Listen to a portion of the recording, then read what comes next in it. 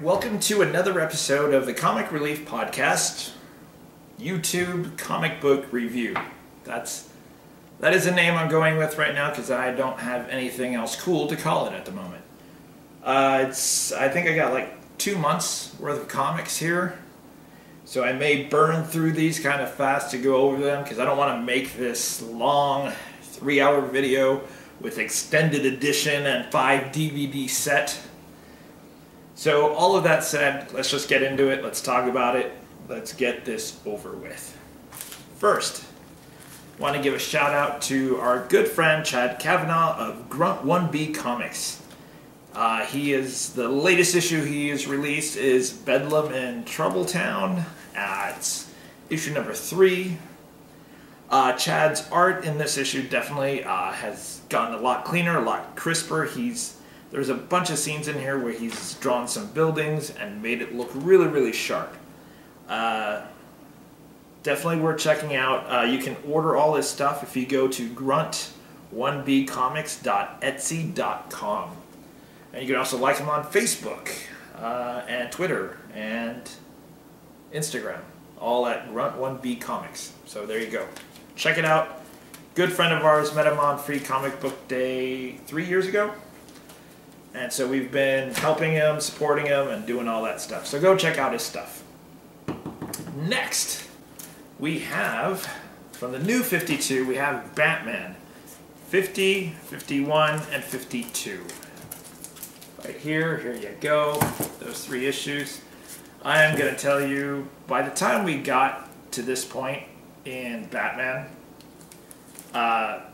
I'd lost interest, and I was mainly only collecting it at this point, mostly because I knew the new 52 was coming to an end, and they were going to relaunch with Rebirth, or relaunch, or whatever the term is that they're using. So I figured I would at least complete my collection of Batman, since I had collected all the way up to, I think it was around issue 40, 41, 42, where my interest started to go down. But I hung out, kept hoping it would pick up, and it never did. And once I was ready to drop it, I learned about Rebirth, and I thought, well, I'm just going to finish it off.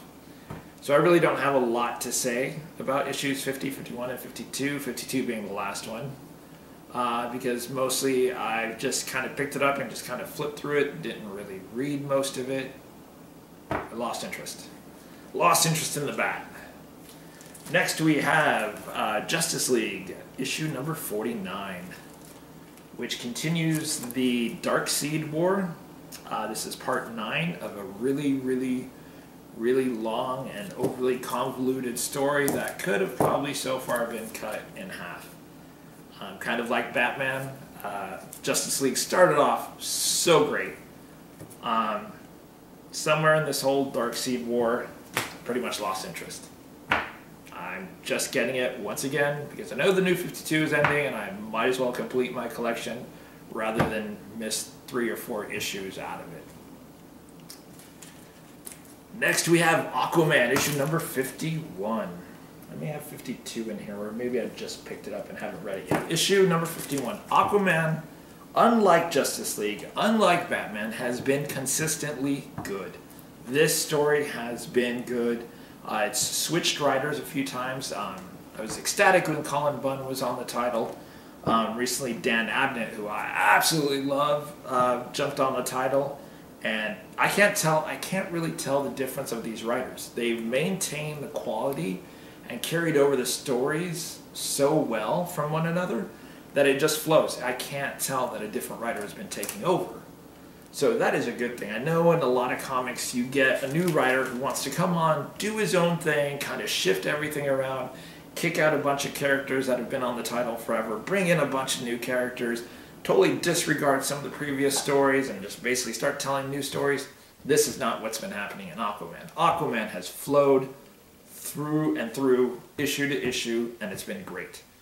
So I'm disappointed that the new 52 is coming to an end because I've enjoyed the run so far. But as news would have it, Dan Abnett has been signed exclusively to DC Comics, and I believe he is the writer for the upcoming Aquaman. So I'm good with that. So disappointed, but not disappointed, because at least Dan Abnett is still going to be on Aquaman, and I'm sure it's going to be good. So, next. Oh, look at that. There's an issue of Aquaman 50, which pretty much goes with what I just said earlier about Dan Abnett. He's awesome. He's great. This has been great. I don't know why I didn't have that in order with the other issue of Aquaman. Because in between those two, I had this, the new Suicide Squad.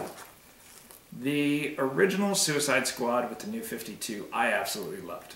I was in love with that series. Probably one of, aside from Batgirl at the time, probably one of my favorite titles from the new 52, excluding also Aquaman. So there was a lot of good stuff in the new 52 for me.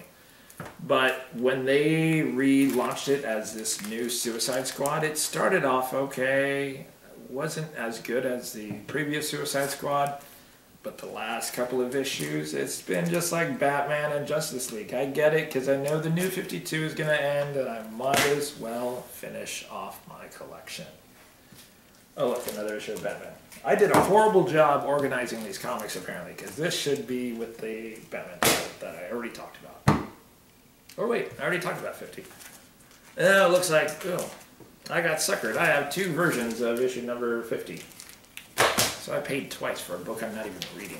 Ugh. Okay, moving on. You know, it's still in the bag too. It hasn't even been cut open. I wonder if that's why I got two. I don't even know. Moving on, we go to Walt Simonson's Ragnarok.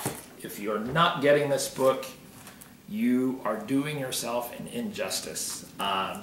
If you're at all familiar with Walt Simonson's writing on Thor, way back in the day, well, not way back in the day, back in the 80s, 90s, I believe it was, he did an astounding Thor. He brought the mystical portion of Thor into the title, which was something that other writers didn't really do. It was mostly Thor as a superhero versus Thor as a mystical being with legends and giants and dark elves.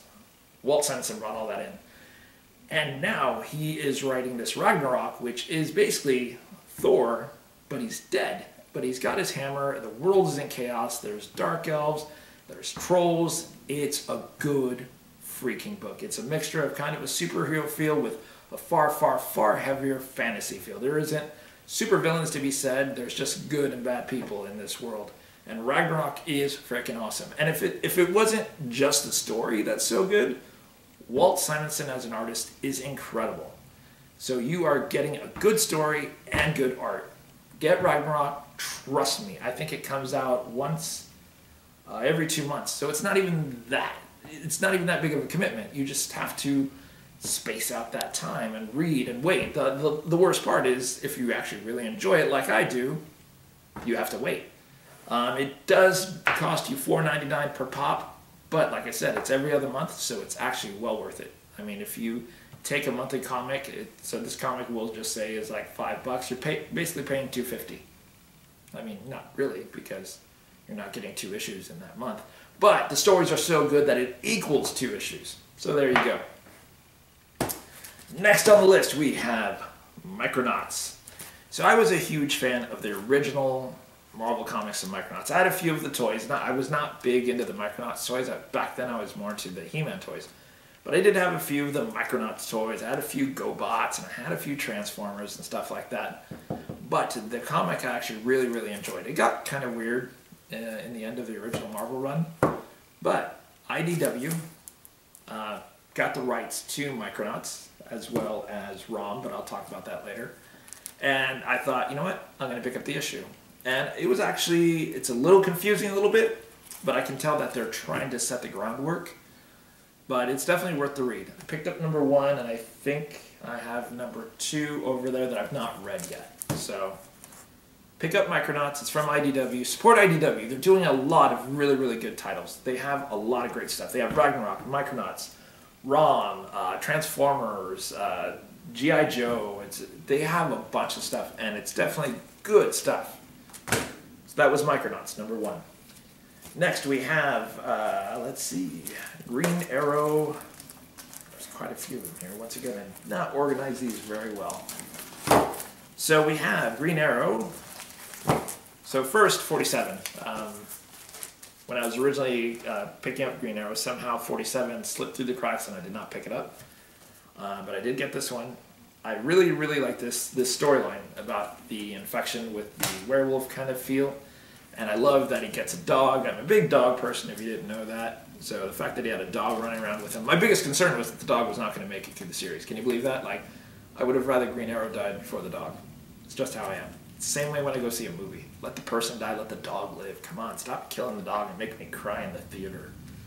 All right, next we have Green Arrow 50 and 51, which we bring in Deathstroke. Anytime you bring in Green Arrow and you bring him against Deathstroke, it's a good fight because basically you're getting this great archer and this guy who's a master of basically any weapon, and they're going at it. So you have a more believable story where Green Arrow is fighting someone who's basically not super well. Deathstroke does have some superhuman abilities like healing and whatnot, but it's not someone like Superman or, you know, someone huge that has an astounding amount of powers. And then issue 52 of Green Arrow is the last issue of the new 52. There were times somewhere in the middle of the Green Arrow run that I didn't like the art. They gave him like weird goggles and stuff like that.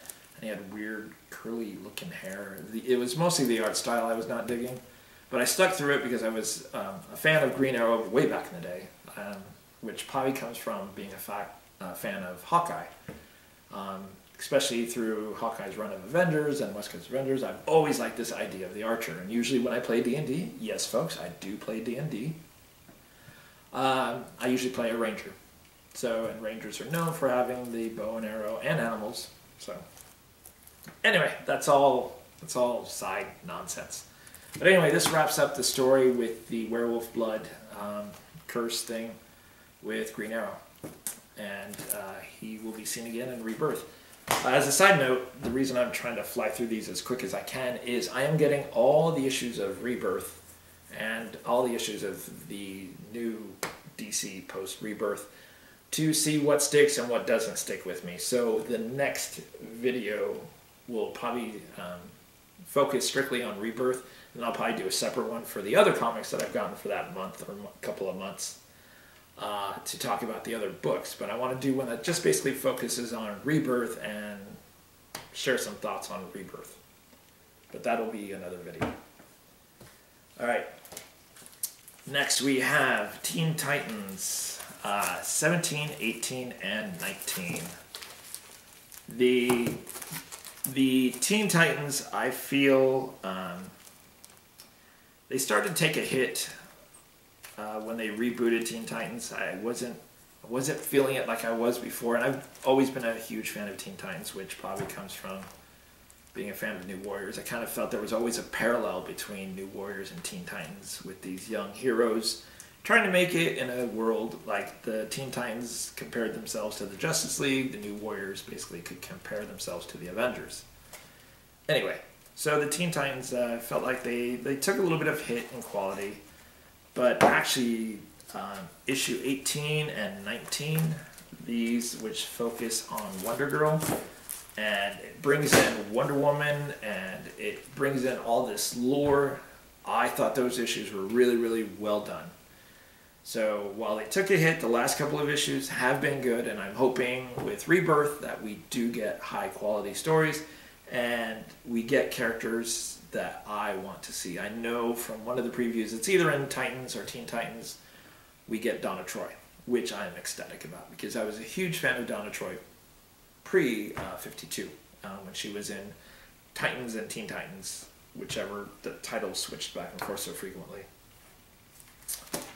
Alright. Oh look, another Suicide Squad. We'll just say that same thing about this Suicide Squad. How did I organize these? I don't even know. I was probably too hasty. So Green Lantern 51 and 52. This Green Lantern has stayed pretty good. They did a recent change with the writers and stuff like that, and they gave him long hair. It was just after Convergence. I thought, bad move. It was not as good. The quality dropped. I was on the verge of dropping it, but I stuck with it because I've always been a Green Lantern fan. What's interesting is in the new 52, issue number 52, we see Green Lantern has become essentially like an energy form. That's all he is basically like a green glowing energy form. And I am curious to see if that carries over in Rebirth, or if that's just how they're going to end it. So, I don't know. So next we got Flash 50 and 51. I don't know if I have 52 over there or if it's out yet. Flash has been, it's just like the TV show, the comics have been absolutely amazing. The fact that they brought in the Rogues Gallery to take down Flash and arrest him, anytime I see the Rogues Gallery with Captain Cold, Mirror Master, and all of them, Trickster, I'm always ecstatic. Like, ever since Forever Evil, I have been a huge fan of them. Like, Forever Evil and the couple issues that focused on them were absolutely great. It's very rare that you get a series that focuses on the villains for once, rather than just seeing these villains that show up, fight, lose, go to jail. The Forever Evil storyline with them gave us like some insight to their characters and really fleshed them out. So every time I see them, I feel more connected to these villains. Not to say more connected that, oh yeah, I'm more evil, but more that I understand their characters, I understand their point of view a little better. So every time they show up, I'm ecstatic. So having them in the last couple issues of The Flash has been awesome. Alright, next we have Superman 51. I don't know if 52 is over there. I don't know where these are at. But Superman, it's been off and on. It's kind of gone up, it's kind of gone down, it's kind of gone up. I wasn't a big fan of the storyline that centered around the other character that was kind of like Superman from that alternate type reality, Alexander or something like that. Wasn't a fan of that story. It seemed to have dragged on too long, and that might be because I wasn't a fan of the character, but I felt like that dragged on for like 5 or 6 issues, and it could have been cut shorter. But Superman overall has been a good title. It's definitely been worth the read so far, and I'm curious to see where they go with the new 52. I hope they bring Superman back to the more classic, even the more the armored look that he had with the new 52, where it had like the pieces of armor kind of look and not just a piece of cloth. I could not stand when they made him like grungy, like with the beard. I mean, not that I hate people with beards, because otherwise I'd hate myself. Although some mornings I do hate myself. Anyway, I didn't like the t-shirt look and the jeans. They were trying to make him too cool, and it just didn't work. Like, don't do that to Superman. Make Superman that iconic look. Maybe do a variation of it. But don't put him in a t-shirt and jeans. Leave that for Superboy. That was Superboy's shtick, you know? The young, rebellious black shirt with the red S and the jeans. That was Superboy, not Superman. Alright. Next we have Superman, Wonder Woman. This has been good. It's kind of an insight to their both characters and how they interact with each other. It's been kind of difficult because it's been a crossover for the last couple of issues, and I've not followed all of it because it goes into Action Comics and stuff like that, which I don't collect. But whatever. And then we have Wonder Woman 51. Wonder Woman has consistently, from the beginning, all the way through 51, I don't know if 52 is over there or if it hasn't come out yet, Wonder Woman has been an amazing read. It's been nothing but great artists, nothing but great writers, nothing but great stories. Wonder Woman has probably been one of the most consistent books throughout the new 52, along with Aquaman, which is awesome because I love Wonder Woman as a character. It's great to see a strong female character. She was probably one of my favorite things in Superman versus Batman, or Batman versus Superman, however it goes. She was a shining light in that movie. So let's go on to the next one. We have Sinestro 21, or 20, 21, and 22. Colin Bunn. He is an amazing writer. And the artist that they've had on this has been consistently amazing through all of it. I did not know much of Sinestro other than he was a villain that showed up from time to time to fight Green Lantern prior to the New 52. Didn't really know much about him. I knew he led the Sinestro Corps. I knew they represented fear, but didn't know a lot about him. Cullen Bunn in 20 issues has given us an incredible character. Sinestro shines in this series. You see his motivation. You see everything about him. The way he interacts with his team, the way he interacts with his daughter. This has been consistently amazing for 20 issues. Cullen Bunn is probably one of my favorite writers right now, along with Dan Abnett, who's currently out there writing for the bigger companies like Marvel and DC. Usually if their name is on a book, I will pick it up, just based on their name alone. And I'm rarely ever disappointed. So next we go to Spider-Man 2099, written by Peter David. We have issues 9, 10, and 11. The story's been good so far. I've previously complained that I don't really like his costume and that he has jets and he can fly around. I much preferred the webbed look that he had and the nails and the getting around the traditional way Spider-Man typically does. So seeing the webbed look, seeing the flying thing, I've not been a fan of it. But the latest couple of issues of Spider-Man 2099 do an interesting twist. Miguel is apparently thrown into what appears to be 2099, and he finds that the history there has drastically changed, and he finds himself at odds with the Sinister Six, or their version of it, which, let me grab this roster because it's actually pretty cool. So the roster of this new Sinister Six is, let's see. We have Venom from 2099, who's exactly the same. The big, hulking, black, liquid symbiote with the red and the white for the eyes, the long, gashing tongue. Then there is also Dr. Octopus, who is a former Atlantean scientist. So that was actually pretty cool. And then there's a new Vulture, who's just this independent guy. And then there's Electro, who happens to be an android who got sentient life. And then there is Sandwoman, who's basically a female version of Sandman. And then, led by them all, is this new version of the Green Goblin. But, spoiler alert, the Green Goblin is not who he or she appears to be. Just going to leave it at that, let you read it if you haven't already. Moving on. Now we have the latest version of the Nova series with Sam Alexander. Now, the story has been good, the art's been amazing. My main issue is this series essentially undoes the entire previous series that focused on Sam Alexander that ran like 20 issues. The main focus of the previous issue was Sam looking for his father. And so it was basically an arc with, other stories in between, but the main arc that carried over this 20 or 30 issues was Sam looking for his father. And at the very end, finds his father, he's reunited with his father. His father even gets his own little Nova helmet. Life seems to be good. One of the first things this series does is undo that.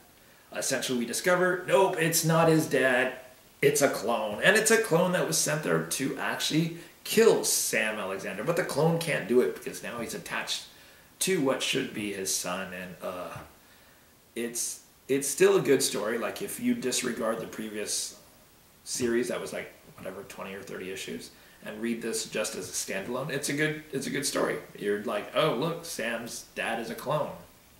Weird. But like I said, if you read the previous issue, and you probably did, if you're reading this Nova series, you probably read the previous issue because you're a fan of Sam Alexander, you're going to find that it kind of undoes everything, and it's kind of a kick in the nads, if you will, because now it just undoes everything pretty much of the previous story in regards to his father. And now it feels like it's retelling that story because he's like, oh, you're a clone? Oh no, well I guess I have to go find my dad again. Whatever. Alright.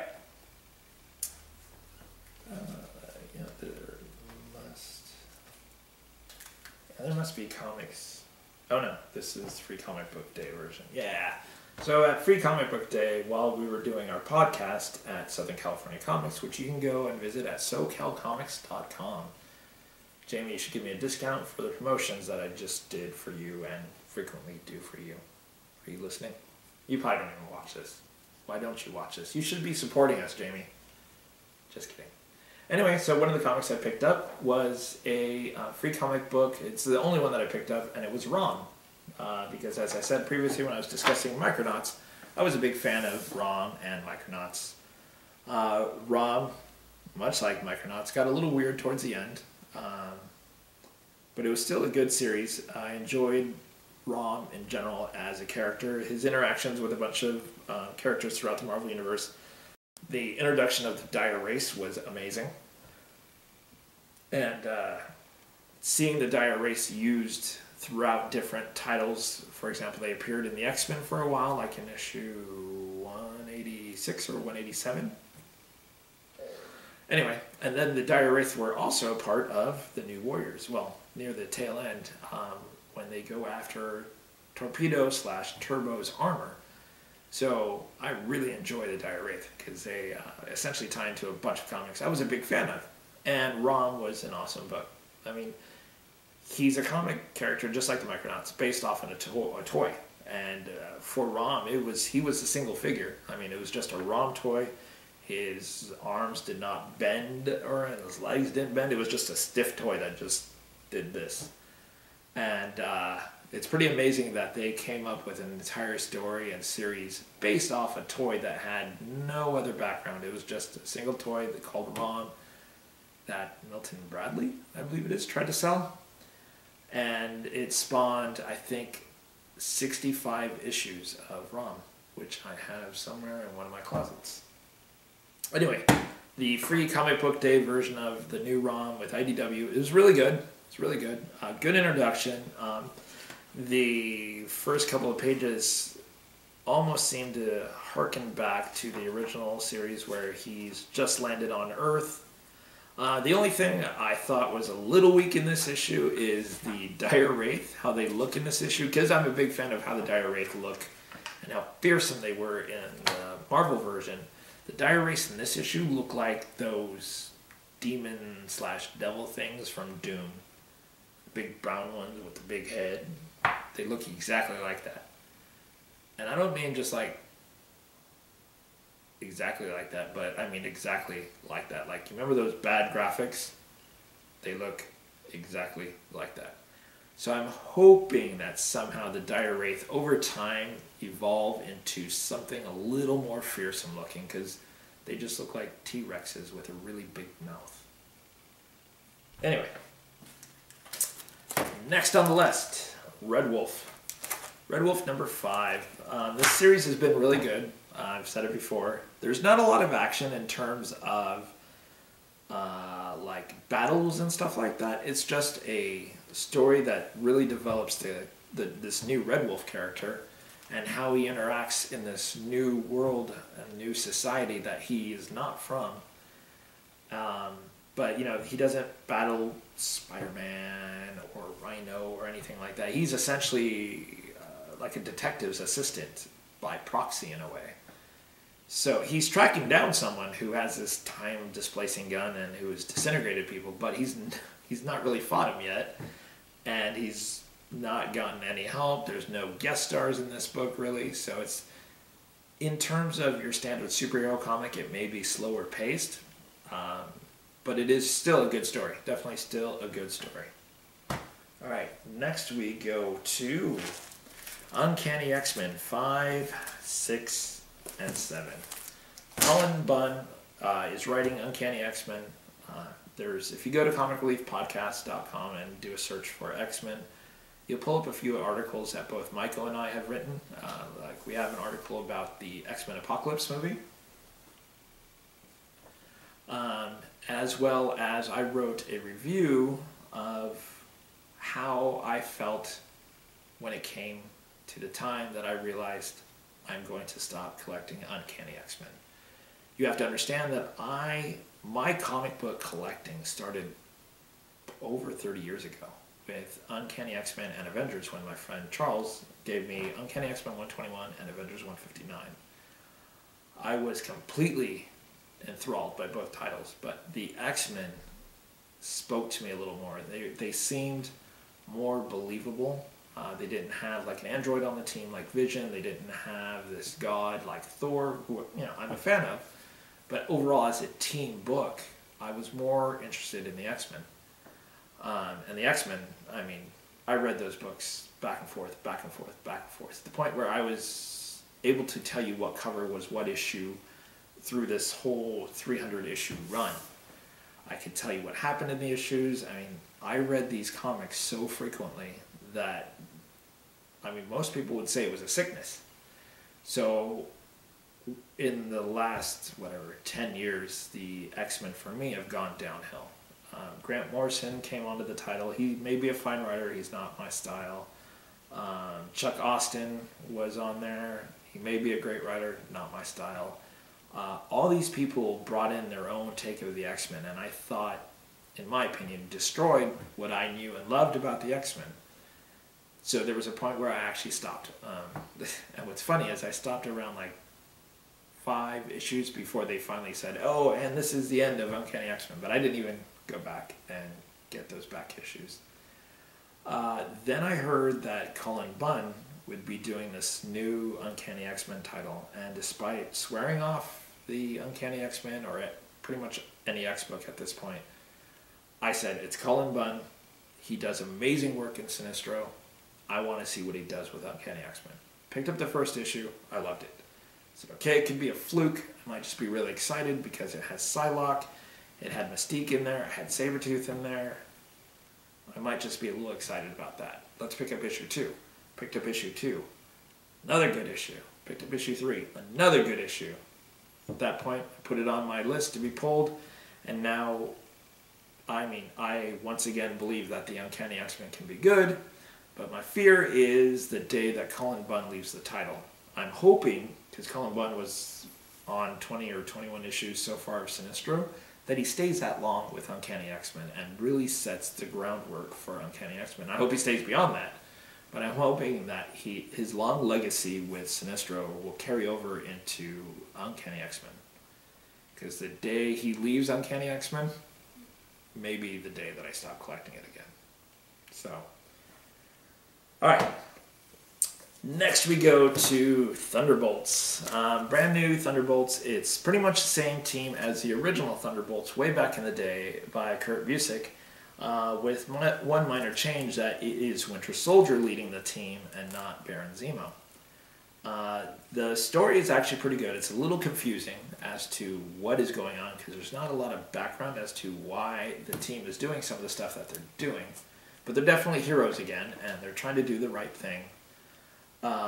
My problem is the artist of this issue of Thunderbolts is the same artist who did, I call it the X-Mutant version of New Warriors.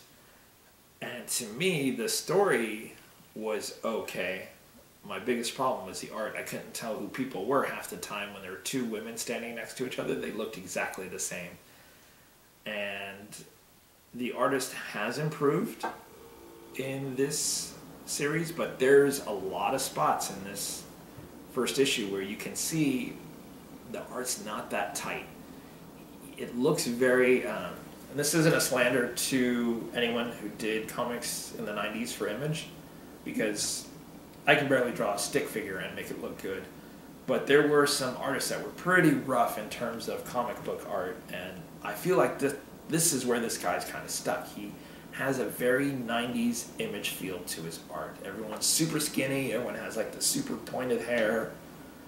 I picked up the first issue, I didn't put it on my pull list, but because it is the Thunderbolts and it is the original cast once again, except for Baron Zemo, I'm gonna keep pulling the issue when it comes out and hope that the story keeps me interested enough to bypass the art, or ideally the artist gets a little bit better. But like I said, his art looks, it looks like it's gotten better since his stint on New Warriors. I don't know if that was his first comic stint or not, but I'm hoping the story keeps me interested, or the art improves, or both. You know, that the story is interesting and the art also improves. That would be ideal.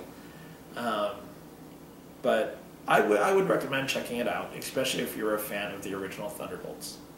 It's good to see these characters again in these costumes as these heroes, so it's good. Next we have Contest of Champions. I was actually only getting Contest of Champions for one reason. Night Thrasher was in the Contest of Champions. If you haven't guessed by now how many times I've mentioned it, I'm a big fan of the New Warriors, and I even run newwarriors.com. So go visit that site if you're a New Warriors fan. But he was in the Contest of Champions, and it was alluded to me from running the New Warriors site, from one of the editors. They reached out to me and told me, hey, so you know Night Thrasher is coming back in Contest of Champions, and it is going to be the 616 version of Night Thrasher. So this piqued my interest. I said, okay, I'm willing to check it out. I had picked up a few issues prior of Contest of Champions just to see what the concept was about, and I saw characters die, characters getting mutilated, so I thought, they're going to bring in Night Thrasher from 616, maybe last a couple issues, and he's probably going to die.